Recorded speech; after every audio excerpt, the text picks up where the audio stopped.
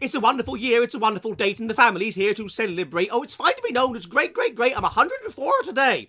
The mayor's on his way, and the vicar's been, and the girl from the ladies' magazine. The telegram here from the dear young queen. I'm 104 today. I'm 104. I may be more.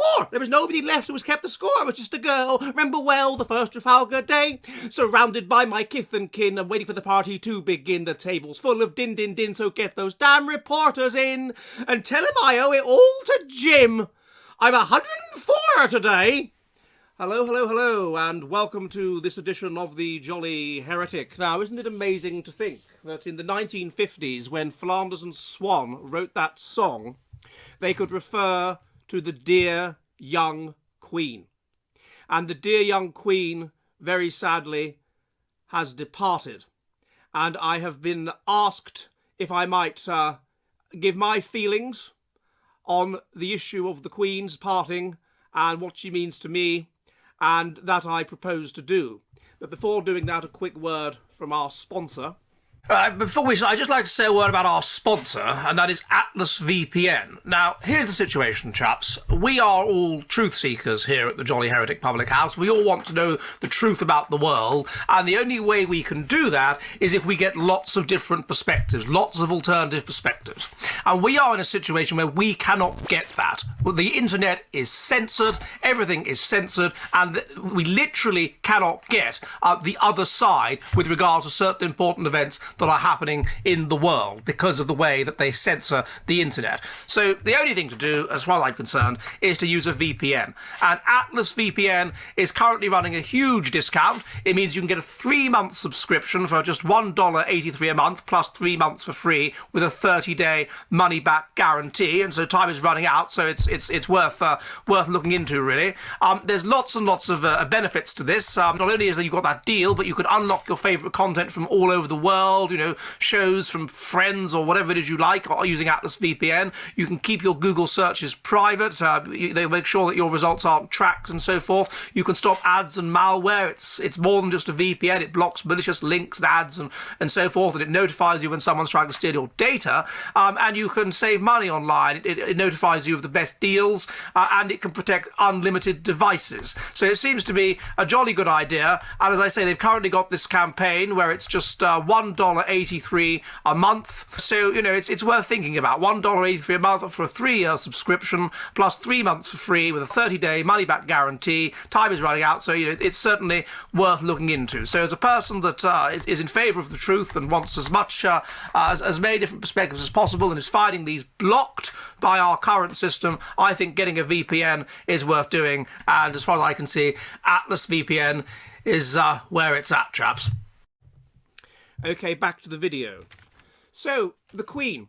I rather regret the fact that I never met the Queen. The nearest I got to it was in about 1984. I did a really good picture of one of those guardsmen that stands outside Buckingham Palace. And my mother said to me, "Oh, that's really good, you should send that to the Queen."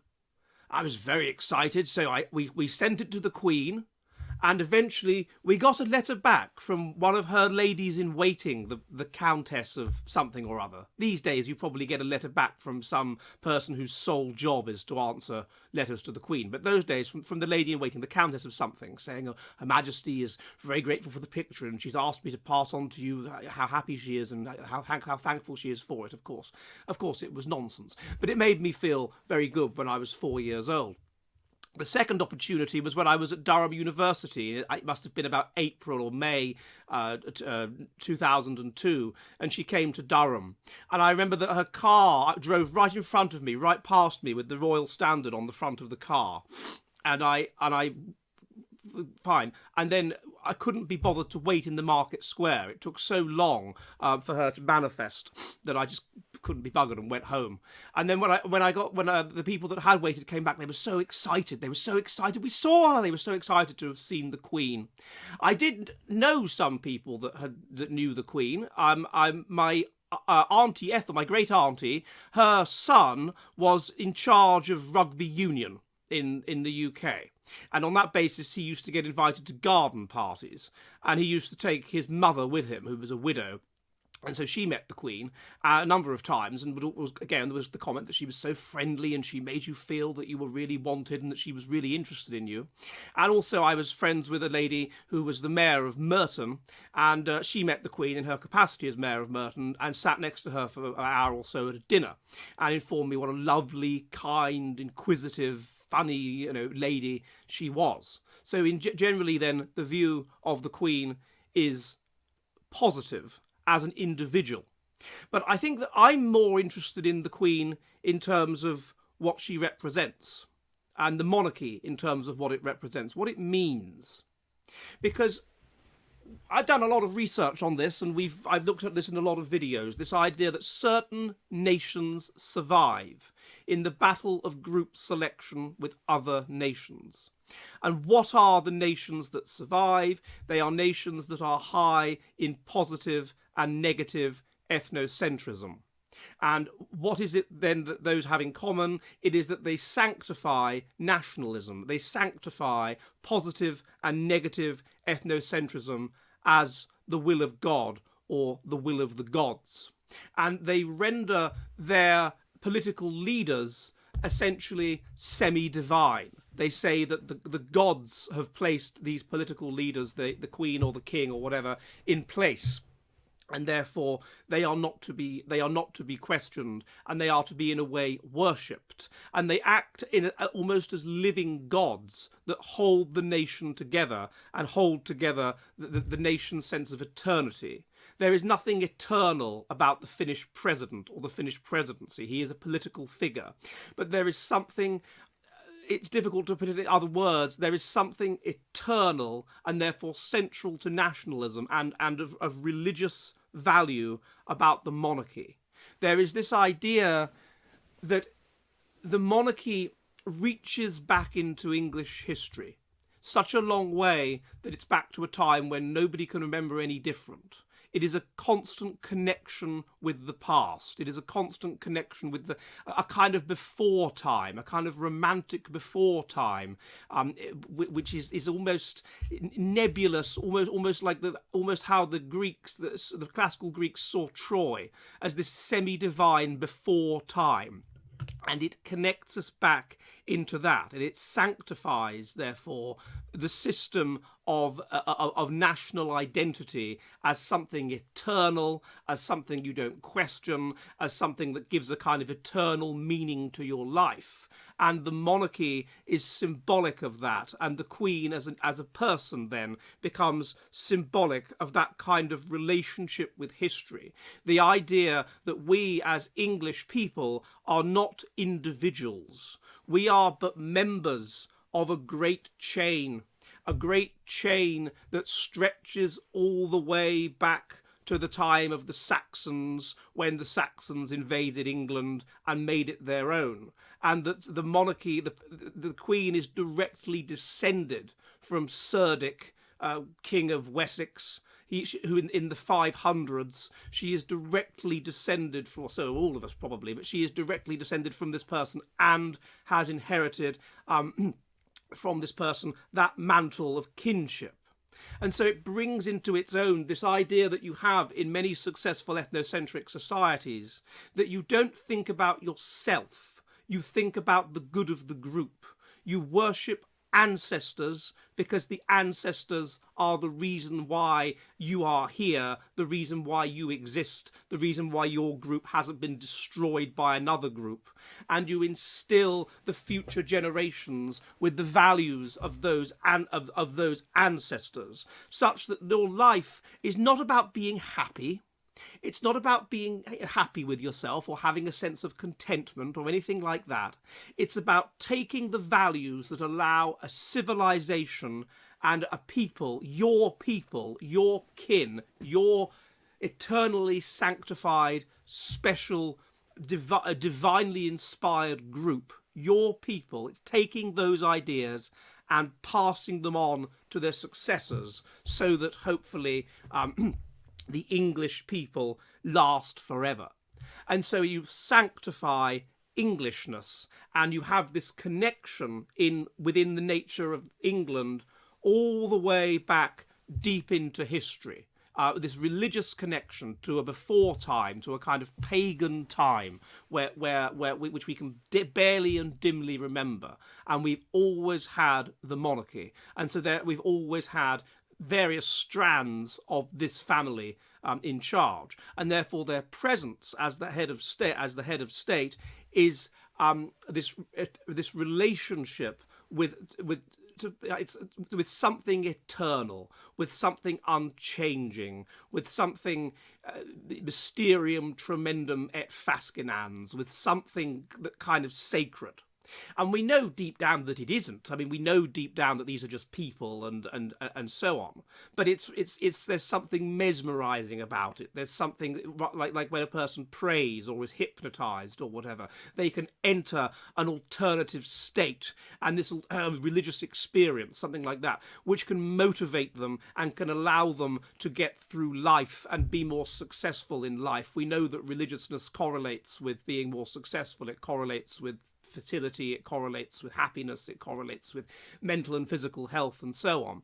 And I think that kind of sanctification of history, to which the monarchy is central, because they are a flesh and blood example of something that basically seems eternal about English history, can put you in that kind of mood where you can think to yourself, yes, I have a purpose in life, and my purpose is to be English, and is to ensure that the English prosper and the English triumph.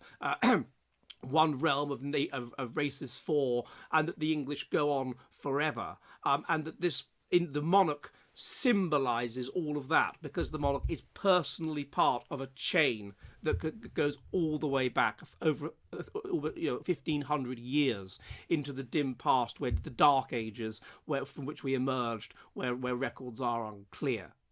And so I think that is why, as the best as I can articulate it, the reaction is like it is, because and also more recently, I mean, as an individual, the Queen has been on the throne so long, and the country has changed so dramatically, that then she is a connection to another England, a better England. The England that John Betjeman articulates in poems, the England of the 20s and 30s, where people trusted each other and people knew each other. And okay, it wasn't ever quite like that. I mean, it's a romanticization of the past to think that it was as good as that. But there is some sense in which she is a connection as a person to a more united England, to an England which is kind of dying off, to an England which we're struggling to keep going. And she is a personal connection to that, and she's been there all the way through it. Now, so that's why I think the monarchy is worth having, because it sanctifies the nation state. It renders the nation state something religious.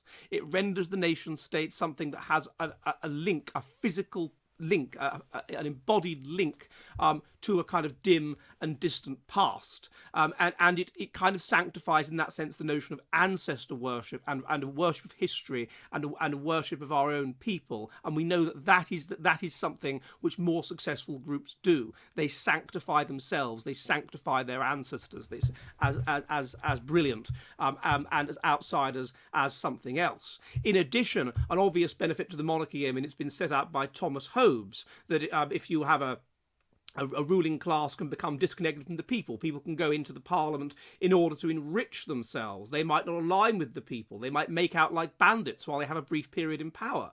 But no, the monarch is in power for all of the monarch's life, and so the monarch is not going to make out like a bandit in this way.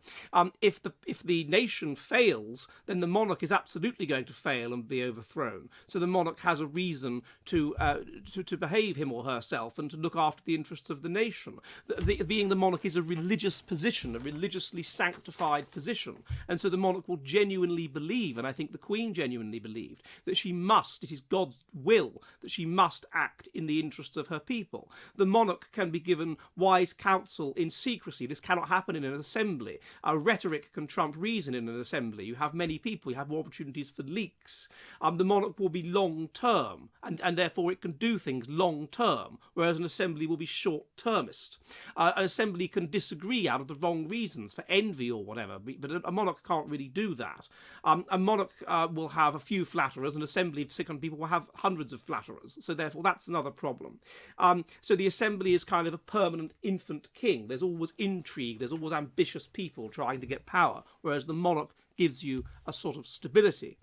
On a personal level, I wish that I can see why she didn't, but I wish the Queen had used some of the powers that she does in theory have. And there were 3 times that I wish she had done so. The first time was when Tony Blair came to power in 1997 and started tinkering with the law, got rid of double jeopardy, got rid of the House of Lords. Brought in basically being guilty until proven innocent in terms of cases of racism, this sort of thing. Well, that's a serious problem, and I think that the Queen would have been within her rights to just say, I will not give royal assent to these laws. Now, I can see why she didn't, because when Edward VIII started trying to interfere in government policy, there was pressure placed upon him and he had to abdicate, and that would have been fresh in her mind. She only became Queen because of the abdication of Edward VIII, and therefore her father becoming king. And also 97, that kind of time, was when the royal family weren't that popular. It was just after the death of Princess Diana, so they had to be careful. They were certainly much more popular by 2009, when almost all of the members of Parliament in the UK were found to be corrupt and were found to have been fiddling their expenses. And I think that the Queen would have had the people's support if she had just, as she can do in theory, if she had just dissolved Parliament and said that anyone that has any wrongdoing in terms of expenses claims cannot stand in the forthcoming election. I think that would have been reasonable, and she would have had the people's support. And the third instance, I think, would have been in the debate, the appalling situation with regard to the referendum on Brexit, of which we know she was in favour of Brexit, where Parliament was behaving appallingly. Parliament was obstructing the democratic will of the British people, and I think that she could have just dissolved Parliament there and then. And I think that there would have been good reason to do that. But I can see why she didn't do that. It was that very stability that made her such a respected person that would mean that she wouldn't behave in that kind of way. But it's, of course, terribly sad that she has gone. But there is this continuity. There is this sudden feeling. Only last night I was interviewing Wanjiru Nagoya, and I broke the news to her beforehand that the Queen had died. And I'd always thought to myself, oh, it's going to be chaos when the Queen dies. The country's going to fall apart. But it's amazing how quickly, when you hear that word, the King, that suddenly Charles stops being the Charles that we've all mocked for wanting to be Camilla's tampon or Tampax or whatever it is. And suddenly he just takes on that mantle, that religious mantle, that sort of divine-seeming mantle of kingship, and he is the King. And then you stop thinking about these things. Suddenly he has an aura that shines from his mother. Suddenly he is the king, and he is part of this great chain that goes all the way back to the Dark Ages, that goes all the way back to a time when we forget about, and becomes part of this kind of quasi-religious system, which gives a great sense of sort of sacral meaning to a lot of English people. So I think that it actually is going to be all right. I think we can say, God save the King, and we can say that he will, I think, successful. I don't know if Britain is in decline or whatever, but at least it will be in decline with this vague sense of its own sacredness, with this vague sense of its own, of the importance of ancestors and doing right by the ancestors, and with this vague sense of something eternal. Which I think that's the crucial thing that the monarchy gives you, which you don't get in presidency. It's something religious and something eternal, which holds the nation together. As Clifford Geertz said, religion is a system of symbols and so on that seem, to those that accept them, uniquely realistic. And at times like this, that's how the monarchy seems, because it is this flesh and blood expression of something, if not eternal, then something of the ages. this royal throne of kings, this sceptred isle, the earth of majesty, this seat of Mars, this other Eden, demi-paradise, this fortress built by nature for herself against infection and the hand of war, this happy breed of men, this little world, this precious stone set in the silver sea, which serves it in the office of a wall or as a moat, defensive to a house against the envy of less happier lands, this blessed plot, this earth, this realm, this England. Hello, hello, hello! The Jolly Heretic is an online public house which meets on Mondays and Thursdays at 7 p.m. UK time, 2 p.m. New York, in which we discuss the kind of based, fearless science which is increasingly expunged from our woke, joke universities. If you would like to help the Jolly Heretic public house, and there are many ways you can do so, please, please, please become one of my patrons on Subscribestar. Also, if you want to, you can donate to the channel using Odysee and Entropy, and you can also purchase Jolly Heretic merchandise, such as shirts and mugs. All of the links are in the description. Again, I'd be most violently grateful if you could assist the Jolly Heretic Public House, and I will see you all soon, and goodbye!